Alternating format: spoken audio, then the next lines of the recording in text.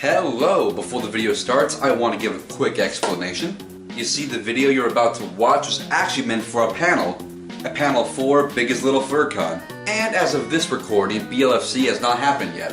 I'm using this video as a presentation for a panel I'm hosting. If you're here to learn how to cook a nice meal or to rewatch the video, thank you very much for stopping by. And I'll see you in a moment in my dungeon.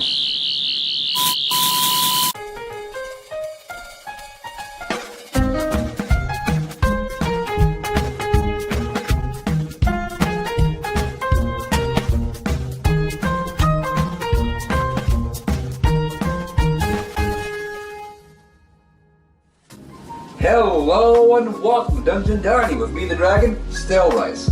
And it's B to the L to the F to the C, 2022! And today we're making a 3-course meal, consisting of a meat, a savory side, and a dessert.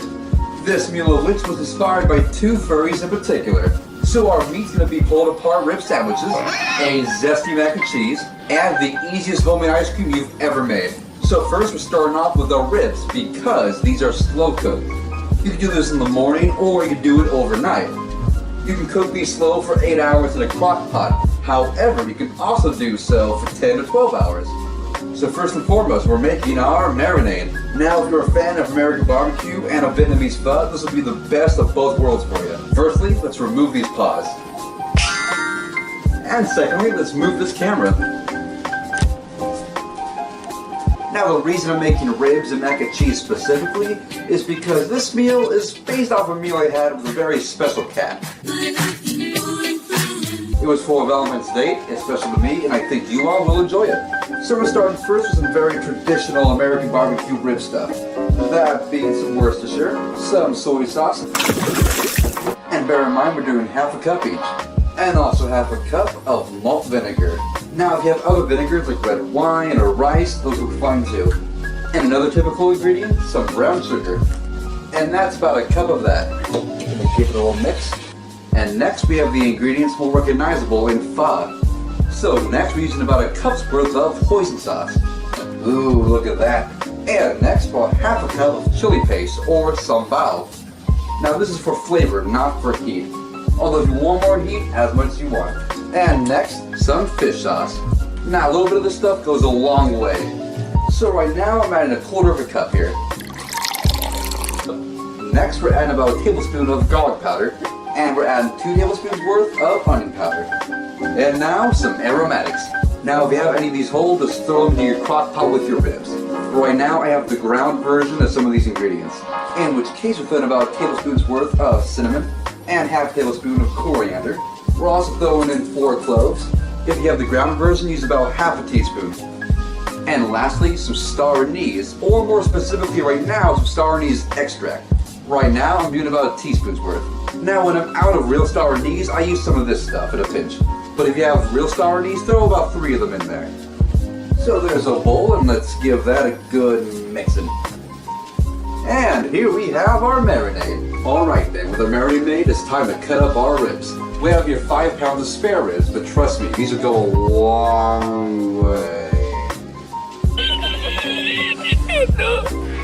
So let's cut this open and cut them into slices.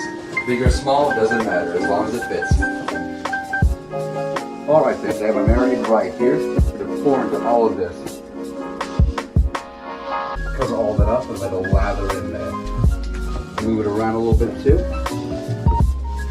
And look at that. Now I made enough marinade to cover up the meat, but if your meat isn't covered, you can top it off with a little bit of barbecue sauce. So there we go, easy peasy, these all fit in there. So that's that, now we're going to lid it up. And we have here the crock pot itself. So like I said, we'll set this on low for about 8 hours. Now these are going to taste great. However, they might not smell great to everybody. So if you don't want to upset friends and family with the smell, it fucking smells awful! Why do you keep doing this? then you might want to cook this outside. I live in an apartment, so I'll be cooking it out in my balcony. So let's go do it.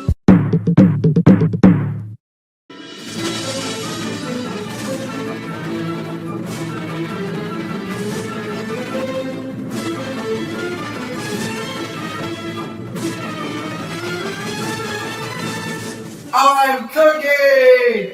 Shut the f up. Now, secondly, we're working on our ice cream. Now, trust me when I say this is going to be the easiest ice cream you've ever made. Now, all these servings have one shared ingredient. 2/3 a cup of heavy cream. What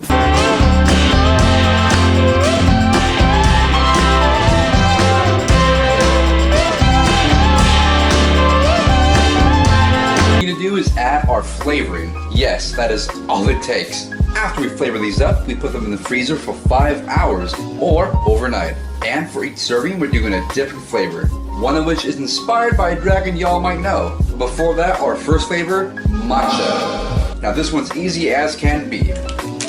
We're using an instant matcha. Now this already has sugar in it, so we do not need to sweeten it. We're gonna add the packet to this bowl. And we have here a couple tablespoons of water, and I'm mixing it in. Now I'm sort of making this into a paste, and that'll make it easier to mix into the cream.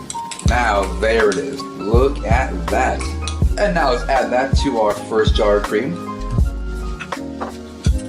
Just get every bit we can. Cover that up. Screw that. Now you can stir instead of shaking it, but I want to shake it up. So that's our first mason jar. And next is coffee ice cream. Now this ice cream consists of a tablespoon's worth each of sugar, instant creamer, and instant coffee. And I got these both from the dollar store. And apparently this one's a product of Egypt. Well, thank you, Africa. I have them here and mix them up with 2 tablespoons of water.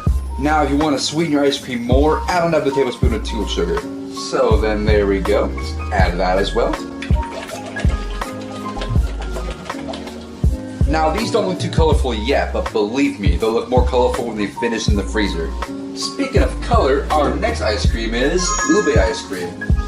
And we have here my secret ingredient, ube powder. Now I love this stuff. Now like fish sauce, ube powder goes a long way with a little bit. So I have here 2 tablespoons of sugar and half a teaspoon of ube powder. Give that a little mix. It looks blue right now, but watch what happens when I add water. Look at that. Now you probably only need 1 tablespoon of water for this one. I might have overdone it. But here we go. Oh, lovely. Now the last flavor, as I described, is inspired by a particular dragon. Now some of you might be familiar with Blazen the Dragon. Hi! I'm Blazen the Dragon! He makes videos about mixing drinks. And one drink in particular stood out to me. He has a drink he calls the peanut butter and jelly, which consists of 2 parts of screwball peanut butter whiskey, 1 part Chambord raspberry liquor, and egg whites. Now I like this drink, but I've substituted the egg whites for cream or half and half to make it more akin to my favorite drink, a White Russian. And I call my version the Uncrustable. But since these ice creams are made of, well, cream, I thought what about we combine these 2? So I'm calling this Adult Uncrustable Ice Cream. Now before I start mixing, if you want to add more alcoholic content to your ice cream, be my guest. However, you might make it more icy by doing so. Right now I'm doing 2 tablespoons worth of screwball and 1 tablespoon of the Chambord. Move those. And now it's like a simple syrup. And now let's add that. Now if you want to, you can add food color and make it look nicer. Now here we have our 4 creams before we turn them into ice creams. Come with me, fellas. And voila. So after we wait a bit, we'll be making our mac and cheese. Alrighty, I'm back. And the ribs have been cooking for 11 hours. More than I originally thought. But they're gonna be heckin' tasty. But I'm not opening this up just yet. First, we're making our mac and cheese. But before even that, I'm taking out our ice cream. Now look at the colors on these. I mean, just look at the purple here. Now we're taking these out so they can soften just a little bit. And believe me when I say, they're gonna have that perfect ice cream feel in your mouth. I've done this several times now and they're nice and creamy. Alright then, time to make some mac and cheese. So right now I have a pot with some boiling water, and I have here a cup of macaroni pasta. So in that goes. And next, we're making a cheese sauce. Now for some, this might be a bit unconventional for mac and cheese, but I'm adding some onion and some bell peppers. Now if you don't want either of these in your mac and cheese, that is perfectly fine, although I recommend some onion powder. So let me turn on the heat, and let's get the chopping. Give me your attention, baby. Now bear in mind, we're only using half a bell pepper and half an onion.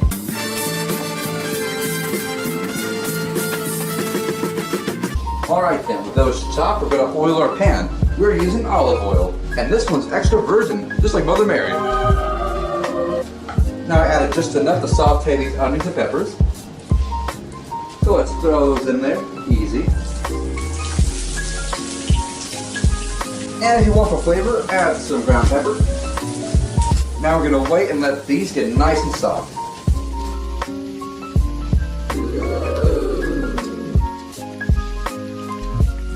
Alright, then these softened up now, so let's add our dairy.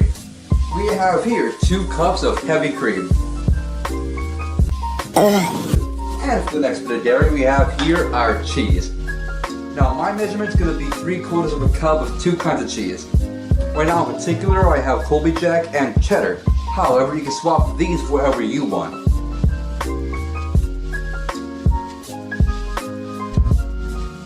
Let that take its time to get nice and hot. But in the meantime, let me tell you all how we're going to season this thing. So then, using my personal cookbook, we have here a mix of half a tablespoon of garlic powder, half a tablespoon of cayenne pepper, half a tablespoon of Lawry seasoning salt, and half a tablespoon of Cajun seasoning. Now I have all those right here. If this is not a staple in your household, it very well should be. I have here a mix of half a tablespoon of mustard and a tablespoon of Louisiana hot sauce. So let's give that a stir real quick. Now look at this cheese sauce right here. Oh, that looks amazing. Let's add that seasoning in and the liquids. Mix all that together.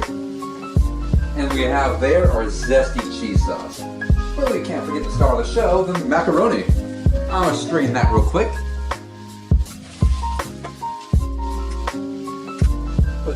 Let's pour that into this bowl. And now,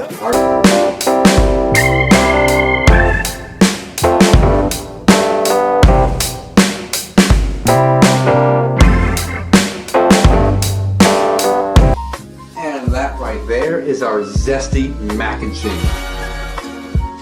Now everyone, we're almost done. Clean up as we go. What have I got? And the last thing we're going to do is shred our meat. Now I'm going to bring the camera closer here so that you all can see this thing open up after 11 hours. Come to think of it now, it must have been 12. So, let's take a look. Now, can you see that? Look at those. Right now I have a heat-safe plate and some tongs. So let's fish those things out. See that? They're already falling apart. And that's just what we want. For now, that's enough. I'll be stuffing these in this tub. Look how easy these are pulling apart.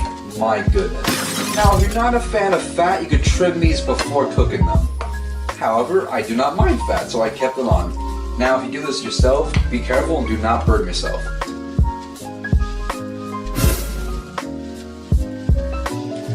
Alright then, now the bones and the meat are separated. Now if you want, you can save these bones for later to make a stock.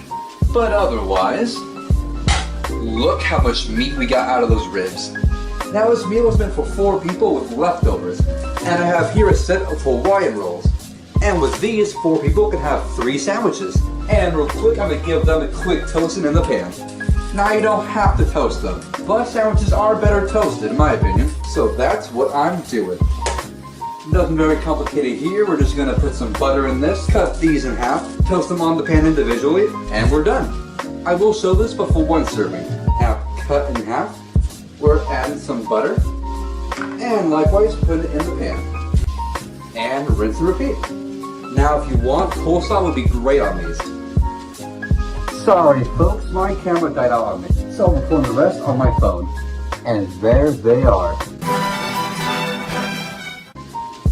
And next, let's ladle in some mac and cheese.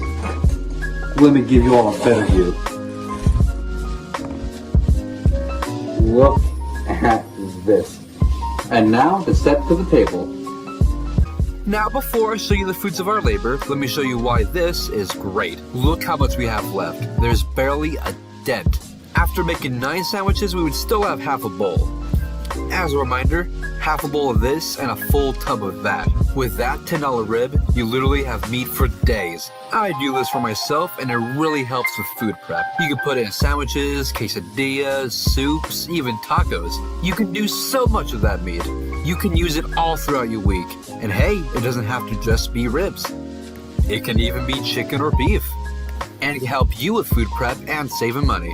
And one more thing before we finish. Here's our ube ice cream. And look how lovely this pulls up. Like I said before, the easiest ice cream you've ever made. And that concludes our cooking. And we have here our 3-course meal.